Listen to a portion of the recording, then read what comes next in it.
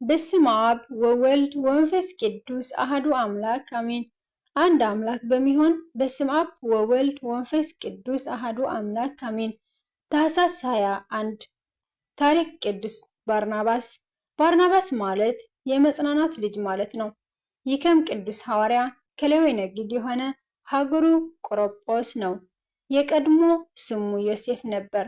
ክብር ይግባውና ጌታችን አምላካችን መድኃኒታችን ኢየሱስ ክርስቶስ ከመከራው በፊት ወንጌልን ይሰብኩ ዘንድ ከላካቸው ከ72ቱ አርድእት መረጠውና ስሙን በርናባስ አለው። ከጌታችን ዕርገት በኋላ አጽናኝ መንፈስ ቅዱስ በወረደ ጊዜ ቅዱስ በርናባስ ከሐዋርያት ጋር የመንፈስ ቅዱስ ስጦታ ተቀብሎ በጌታችን ስም ወንጌልን ዙሮ አስተማረ። ቅዱስ በርናባስ ትልቅ የእርሻ ቦታ ነበረውና እርሱን ሽጦ ዋጋውን አምጥቶ ለድሆችና ጦም አዳሪዎች እንዲሰጥ ከሐዋርያት እግር ስር አኖረው። ቅዱስ ጳውሎስ ከአሳዳጅነት ተመልሶ ወንጌልን መስበክ በጀመረ ጊዜ ራሳቸው ሐዋርያትም ቢሆኑ ጳውሎስ እንደተመለሰና ለጌታችን ሐዋርያ እንደሆነ አላመኑም ነበር። ይህ ቅዱስ በርናባስ ግን የጳውሎስን በትክክል መመለስ አውቆ ለሌሎቹ ሐዋርያት መሰከረላቸው። በርናባስ ግን ጳውሎስን ወስዶ ወደ ሐዋርያት አገባውና ጌታን በመንገድ እንዴት እንዳየውና እንደተናገረው በደማስቆ በኢየሱስ ስም ደፍሮ እንዴት እንደተናገረው ተረከላቸው። እንዲህ ሲል ጌታችን ለጳውሎስ በመንገድ እንደተገለጠለትና እንደናገረው ከዚያም በኋላ ጳውሎስም በጌታችን ስም በደማስቆ ወንጌልን ማስተማር መጀመሩን ነገራቸው። ከዚህም በኋላ የከበሩ ሐዋርያት የእግዚአብሔርን ሥራ ሲሰሩ፣ ሲጾሙ፣ ሲጸልዩ መንፈስ ቅዱስ በበርናባስና ሳውልን ለጠራቸው ሥራ ለዩልኝ አላቸው። ከዚህም በኋላ ሐዋርያት ጾመው ጸልየው በራሳቸው ላይ ጭነው በርናባስን ጳውሎስን ሾሟቸው። ከመንፈስ ቅዱስም ተሾመው ወደ ሴሌውቅያ ወረዱ። ከዚያም ወደ በርናባስ ሀገር ወደ ቆጵሮስ ሄዱ። የእግዚአብሔርንም ወንጌል በሀገሩ ሁሉ እየዞሩ አስተማሩ። ከዚህም በኋላ በርናባስንና ጳውሎስ ልስጥራን በተባለ ሀገር ደርሰው በዚያ የነበረውን አንድ ልሾ ሰው በፈወሱት ጊዜ የልስጥራን ሰዎች በሊቃኦንያ ቋንቋ አማልክት ሰዎችን መስለው ወደኛ ወርደዋል ብለው መስዋዕት ሊሰውላቸው ወደዱ። በርናባስን ዲያ፣ ጳውሎስን ደግሞ ሄርሜን አላቸው። የከበሩ ሐዋርያትን በርናባስና ጳውሎስን ግን ይህን ሲሰሙ ልብሳቸውን ቀደው ወደ ሕዝቡ በመሄድ ድምፃቸውን ከፍ አድርገው እንዲህ አላቸው፣ እናንተ ሰዎች ይህ ነገር ምንድን ነው? እኛማ እንደናንተ የምንሞት ሰዎች ነን። ይህን ከንቱ ነገር ትታችሁ ሰማይና ምድርን በውስጣቸው ያለውን ሁሉ ወደ ፈጠረ ወደ ሕያው እግዚአብሔር ትመለሱ ዘንድ እናስተምራችኋለን አላቸው። እንዲህም ካላቸው በኋላ መስዋዕት ማቅረባቸው በጭንቅ አስተዋዋቸው። ከዚህም በኋላ በርናባስና ጳውሎስ ብዙ አገሮች ካስተማሩ በኋላ በርናባስ ከጳውሎስ ተለይቶ ማርቆስን ይዞ ወደ ቆሮጶስ ሄደ። በዚያም ብዙዎችን አስተምሮ ጌታችን ወደ ማመን መለሳቸውና የክርስትና ጥምቀትን አጠመቃቸው። በዚህም በቆጵሮስ ሀገር ያሉ አይሁድ በቅዱስ በርናባስ ቀኑበትና በመኳንንት ዘንድ ወነጀሉት። ይዘውም በእግር ብረት አስረው ጽኑ ግርፋትን ገረፉት። ቀጥሎም በድንጋይ ወገሩት። ብዙ ካሰቃዩት በኋላ በመጨረሻ ወስደው ከሚነድ እሳት ውስጥ ጨመሩት። ሐዋርያው ሰማዕትነቱ በዚያ ፈጽሞ የክብር አክሊል ተቀዳጀ። ሐዋርያት ዓለምን ዕጣ በዕጣ ተከፋፍለው ሲወጡ ቅዱስ በርናባስ ቅዱስ ማርቆስን እያስከተለው ይሄድ ስለነበር አሁንም በዚህ መከራው ወቅት ማርቆስም አብሮት ነበር። ነገር ግን የእርሱ የሰማዕትነት ጊዜ ስላልደረሰ ማርቆስን እግዚአብሔር ጠብቆት ነበር። እርሱም የቅዱስ በርናባስን ሥጋ ከእሳቱ ውስጥ አውጥቶ እሳቱም ሥጋውን ከቶ አልነካም ነበር። የራስ ፀጉር እንኳን አልተቃጠለም። ማርቆስም ባርናባስን ባማረ ልብስ ገነዘውና ተሸክሞ ወስዶ ከቆጵሮስ ከተማ ውጭ በዋሻ ውስጥ አኖረው። የሐዋርያው ቅዱስ በርናባስ ረድኤት በረከቱ ይደርብን፣ በጸሎቱ ይማረን፣ አሜን። ታኅሳስ 22 ብርሃናዊ መልአክ ቅዱስ ገብርኤል ለእመቤታችን ቅድስት ድንግል ማርያም አምላክን እንደምትወልድ ያበሰረበት መታሰቢያ በዓል ነው። ዳግመኛም በዚች ዕለት የብርሃን እናቱ ድንግል ማርያም ወላዲተ አምላክ ለወዳጇ ለቅዱስ ደቂስዮስ ሰማያዊ ወንበርና ልብስ ሰጥተዋለች። የእርሱም ዕረፍቱ በዚሁም ዕለት ነው። ልዑል እግዚአብሔር ሊቀ መላእክት ቅዱስ ገብርኤልን ሂድና ለጽዮን ልጅ ለድንግል የእግዚአብሔር የባህሪ ልጅ ወደ አንቺ መጥቶ ኃይለ ልዑል ወልድ ሥጋሽን ለብሶ ሰው ይሆናል፣ ይኸውም ካንቺ የሚወለደው ጽኑ ነው ብለህ ንገራት አለው። ደንቆሮዎች የሚሰሙበት፣ ድዳዎች የሚናገሩበት፣ ዕውራንም የሚያዩበት፣ ሙታን የሚነሱበት፣ ለምጻሞች የሚነጹበት፣ አንካሳዎች የሚሄዱበት፣ በጨለማ ውስጥ የነበሩ ሰዎች ብርሃን የሚያዩበት ጊዜ እንሆ ደረሰ ብለህ ንገራት አለው። ቅዱስ ገብርኤልም ይህን ሰምቶ በግንባሩ ተደፍቶ ልዑል እግዚአብሔርን ጌታ ሆይ የምትነግረኝ ይደረግ ዘንድ እንደምን ይሆናል አለው። ጌታም የጀመርኩትን ቸርነት ፈጸምኩ። የወይን ግንድ ይቆረጣል፣ ወልደ እግዚአብሔር ይሞታል፣ ወይራም ከበለስ ጋር ይተከላል፣ መስቀል ይተከላል፣ ቅጽሮችም ይቀጸራሉ፣ ምግባር ከሃይማኖትም ጋር ይሰራል፣ የኤልፍና የሌም ወገን ይነሳል። ገብርኤል ሆይ ሄደህ ለዳዊት ልጅ እግዚአብሔር ከአንቺ ጋር ነውና ደስ ይበልሽ ብለህ አበስራት አለው። ለዘላለም ነግሶ የሚኖረውን እነሆ ትጸንሳለሽ በላት አለው። መልአኩ ቅዱስ ገብርኤልም ይህን ሰምቶ ሰገደ። ልብሱንም በላዩ ይዞ በመስቀል ቀኝ ይወርድ ዘንድ ወደደ። ጌታም መግባትህና መውጣትህ በፍቅር አንድነት ይሁን አለው። ከዘካርያስ ረግመህ በአንደበቱ እንዳሰርክ እርሷን እንዳታሳዝናት፣ ይልቁንም አብዝተህ ደስ አሰኛት እንጂ አለው። ቅዱስ ገብርኤልም ይህን ሰምቶ ፈጽሞ ደስ እያለው ሊባኖስ ከሚባል ተራራ እስኪሰማ ድረስ ክንፉን እያማታ ወረደ። በዚህም ጊዜ በዙሪያው ያሉ ሁሉ ይህ የምንሰማው ምንድን ነው ይሉ ነበር። የተደረገበትንም ቦታ አላወቁሽም ነበር። እመቤታችንን በ3 ዓመቷ እናትና አባቷ ብፅዓት አድርገው ለእግዚአብሔር ሰጥተዋታልና ካህናትም በቤተ መቅደስ ከመካነ ደናግል አስገብተዋታል። በመልአኩም በቅዱስ ፋኑኤል አማካኝነት ህብስተ ሰማያዊ ጽዋዕ ሰማያዊ እየጠጣች እየመጣላት ያንን እየተመገበች ቅዱሳን መላእክት እየጎበኟት 12 ዓመት ኖራለች።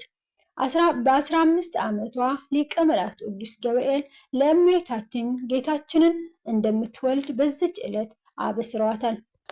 በመጀመሪያ እመቤታችን ውሃ ቀድታ ስትመለስ የጠማ ውሻ እያለከለከ ሲመጣ ብታየው ለፍጥረት ሁሉ የምትራራ ናትና በወርቅ ጫማዋ ለዚያ ለተጠማው ውሻ ውሃ ስታጠጣ አብሯት የነበሩ ሴቶች መድጋሽን አጎደልሽው፣ ቀድቼ እመለዋለሁ እንዳትዪ፣ ጉድጓዱ ጥልቅ ነው፣ መቅጃም የለሽም አሏት። ክብርት እመቤታችንም ውሃ የሚገኘው ከወደ ላይ ነው እንጂ ከወደ ታች ነውን? ፍጥረቱን ያጠጣ ጌታ ይሞላልኛል አለቻቸው። ማድጋዋንም በተአምራት ሞልቶ ተገኘ።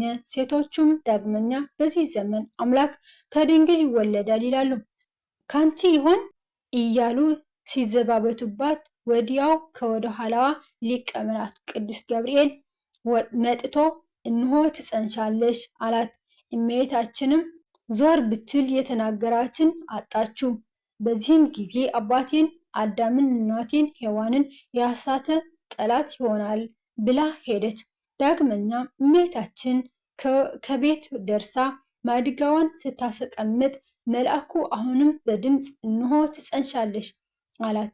እመቤታችንንም ይህን ጊዜ ምነው ይህስ ነገር ደጋገመኝ? እንዲህ ያለውን ነገር ቤተ መቅደስ ሄደው ሊረዱት ይገባል ብላ ወደ ቤተ መቅደስ ሂዳ ወርቅና ሐር እያስማማች ስትፈትን መልአኩ ቅዱስ ገብርኤል እሁድ ቀን በ3 ሰዓት በገሃድ ተገለጸላትና እጅ እየነሳ እየሰገደ አበሰራት። የእውነተኛ ንጉሥ እናቱ እመቤታችን ላንቺ ፍቅር አንድነት ይገባል አላት። ዳግመኛም አንቺ ከሴቶች ይልቅ ተለይተሽ ንዕት ክብርት ነሽ አላት። አምላክን የወለደች የድንጋሌ ሥጋ በድንጋሌ ነፍስ የጸናች ክብርት እመቤታችንም የብርሃናዊውን መልአክ የቅዱስ ገብርኤልን ቃል በሰማች ጊዜ እንዲህ ያለውን ሰላምታ እንደምን ይቀበለዋል? እንዴትስ መቀበል ይችላል? እንጃ አለችው። መልአኩ ቅዱስ ገብርኤልም ማርያም ሆይ መንፈስ ቅዱስ ያድርብሻል፣ ኃይለ ልዑል ወልድም ሥጋሽን ይለብሳልና አይዞሽ አትፍሪ አላት። ዳግመኛም ይህ ካንቺ የሚወለደው ጽኑ ከሃሊ ነው፣ ስሙንም ኢየሱስ ትዪዋለሽ። እርሱ ታላቅ ይሆናል፣ የልዑል ልጅም ይባላል። ጌታ አምላክም የአባቱን የዳዊትን ዙፋን ይሰጠዋል፣ በያዕቆብ ቤትም ላይ ለዘላለም ይነግሣል፣ ለመንግስቱም መጨረሻ የለውም አላት። እመቤታችንም መልአኩን ምድር ያለ ዘር ፍሬን አትሰጥምና እኔ ወንድ ስለማላውቅ ይህ እንዴት ይሆናል አለችው። መልአኩም መልሶ መንፈስ ቅዱስ በአንቺ ላይ ይመጣል፣ የልዑልም ኃይል ይጸልልሻል። ስለዚህም ደግሞ ከአንቺ የሚወለደው ቅዱስ የእግዚአብሔር ልጅ ይባላል። እነሆም ዘመድሽ ኤልሳቤጥ እርሷ ደግሞ በእርጅናዋ ወንድ ልጅ ጸንሳለች። ለእርሷም መካን ትባል ለነበረችው ይህ 6ኛ ወር ነው፣ ለእግዚአብሔር የሚሳነው ነገር የለምና አላት። ክብርት እመቤታችንም ይህን ጊዜ እነሆኝ የጌታ ባሪያ እንደ ቃልህ ይሁንልኝ አለችው። መልአኩም ከእርሷ ዘንድ ሄዶ ተሰወረ፣ አካላዊ ቃልም በማኅፀኗ አደረ። በዚያችን ቅጽበት የእመቤታችን የፊቷ መልክ ተለወጠ፣ እንደ ፀሐይም አሸበረቀ።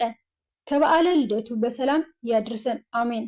በዚህች ዕለት ዳግመኛ አምላክን የወለደች በድንጋሌ ሥጋ በድንጋሌ ነፍስ የጸናች ክብርት እመቤታችንን የከበረ መልአክ ቅዱስ ገብርኤል ባበሰራት መሰረት ቅዱስ ደቅስዮስን በዓልን አደረገ።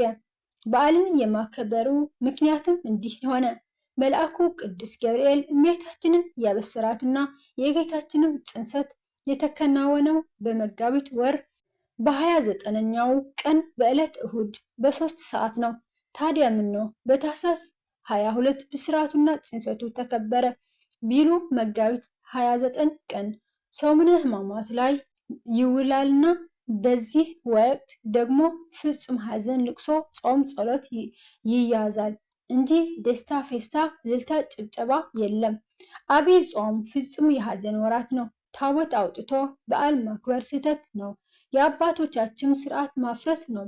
ምስጋና ይድረሳቸውና ቅዱሳን አባቶቻችን ሁሉንም ነገር በስርዓቱ አድርገው ስፍረው ቆጥረው አስቀምጠውልናል። ከአብይ ጾም በኋላ ያሉት 50 ቀናት ረቡዕና አርብንም ጭምር ስጋ እንኳን እንድንበላ ነው ስርዓት የሰሩልን። አባቶቻችን የሰሯት ሕግ ፍጽምት ናት። በዚህም መሰረት አባቶቻችን ስርዓት ሰሩልንና የመጋቢት 27 የጌታችንን የስቅለቱን በዓል ወደ ጥቅምት 27 ቀን አምጥተው እንዲሁም የመጋቢት 5 የአቡነ ገብረ መንፈስ ቅዱስን የዕረፍት በዓል ወደ ጥቅምት 5 ቀን አዝረው እንዲከበር አድርገዋል። የመጋቢት 29 የብስራቱን በዓል ደግሞ ወደ ታኅሳስ 22 ቀን አዙረውት በዚህ ዕለት እንዲከበር አድርገውታል። አንድም ነገር ልደቱን ከማክበር አስቀድሞ ነገረ ጽንሰቱን ማዘከር ማክበር ተገቢ መሆንም ያለበት ነውና ነው። ይህንንም ያደረገው ታላቁ አባት አባ ደቅስዮስ ነው። በእመቤታችን ፍቅር ልቡ የነደፈው ይህ ታላቅ እርሱም ከፍቅሩ ጽናት የተነሳ የእመቤታችን የተአምራቷን መጽሐፍ ሰብስቦ አዘጋጀ። አምላክን የወለደች በድንጋሌ ሥጋ በድንጋሌ ነፍስ የጸናች ክብርት እመቤታችንም ተገለጸችለትና መጽሐፉን በእጇ አንስታ ይዛ ወዳጄ ደቅስዮስ ሆይ ይህን መጽሐፍ ስለጻፍክልኝ በአንተ ደስ አለኝ፣ አመሰገንኩህ፣ እንዳከበርከኝ እኔም አክብርሃለሁ አለችው። ከዚህም በኋላ ከእርሱ ተሰወረች። ደቅስዮስም እመቤታችንን ከመውደዱ የተነሳ ፈጽሞ ደስ አለው። ፍቅሯም እንደ እሳት አቃጠለው። የእርሷን ክብር አብዝቶ ይጨምር ዘንድ ምን እንደሚያድርግ የሚሰራውን ያስብ ጀመር። ከዚህም በኋላ በዚያን ጊዜ ጾም ስለነበረ ሰዎች አስቀድመው ሊያክብሩት ያልተቻላቸውን መልአኩ ቅዱስ ገብርኤል ባበሰራት ቀን በዓሏን አከበረ። እርሱም የከበረ የሚሆን የልደትን በዓል ከማክበር አስቀድሞ በ8 ቀን አደረገ። ይኸውም ታኅሳስ በበዓተ በ22ኛው ቀን ነው። ይህችም ስርዓቱ እስካሁን ጸንታ ትኖራለች። ሰዎችም በዓሉን ባከበሩ ጊዜ እጅግ ደስ አላቸው። በዚህም ጊዜ አምላክን የወለደች በድንጋሌ ሥጋ በድንጋሌ ነፍስ የጸናች ክብርት እመቤታችን በእጇ የከበረ ልብስ ይዛ ዳግመኛ ለቅዱስ ዴቅስዮስ ተገለጸችለትና አገልጋሌ የሆንክ ወዳጄ ዴቅስዮስ ሆይ በእውነት አመሰገንኩህ፣ በአንተ ደስ አለኝ፣ ስራህንም ወደድኩት። በእኔም ደስ እንዳለህና የከበረ መልአክ ገብርኤል እኔን ባበሰረበት ቀን በዓሌን ስላከበርክ ሰውንም ሁሉ ስለ እኔ ደስ ስላሰኘህ እኔም ዋጋህን ልሰጥህ መጥቻለሁ። አንተ በዚህ ዓለም እንዳከበርከን እኔም በሰው ሁሉ ፊት አክብርህ ዘንድ እወዳለሁ አለችው። ይህንንም ካለችው በኋላ እርሷን ትለብስ ዘንድ ይህችን ልብስ እንሆ አመጣሁልህ፣ በላዩም ትቀመጥ ዘንድ ይህን ወንበር አመጣሁልህ። ከሰው ወገን አንድ ስንኳን ይህችን ልብስ ሊለብሳት በዚችም ወንበር ላይ ሊቀመጥ የሚችለው የለም። ይህንን ነገሬን የሚተላለፍ ቢኖር እኔ እበቀለዋለሁ አለችውና ሰማያዊ ልብስና ሰማያዊ ወንበር ሰጠችው። እመቤታችንንም ይህንን ተናግራ ከባረከችው በኋላ ከእርሱ ተሰወረች። ከዚህም በኋላ ቅዱስ ዴቅስዮስ በዚሁ በዓለ ብስራትን ባከበረበት ዕለት ታኅሳስ 22 ቀን ካረፈ በኋላ አንድ ሌላ ኤጲስቆጶስ በተሾመ ጊዜ እመቤታችን ለቅዱስ ዴቅስዮስ የሰጠችውን ልብስ ለበሰ። በወንበሩም ላይ ተቀመጠ።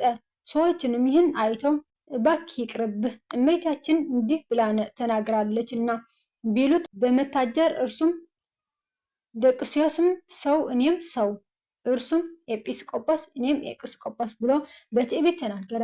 በወንበሩም ላይ እንደተቀመጠ ወድቆ ሞተ። ይህንንም ያዩ ሁሉ ከእመቤታችን ተአምር የተነሳ አደነቁ። እጅግን ፈርተው እመቤታችንን አከብሯት። ለዴቅስዮስ የተለመነች ክብር የተመላች ድንግል ወላዲተ አምላክ ለእኛም ትለመነን። አምላካችን ልጇ በምልጃዋ ይማረን፣ አሜን። በወደቀ በተረፈ በቅዱሳን መላእክት ይታረምልኝ። ወስብሐት ለእግዚአብሔር ልዑል ወለወላዲቱ ድንግል ወለመስቀሉ ክቡር፣ አሜን።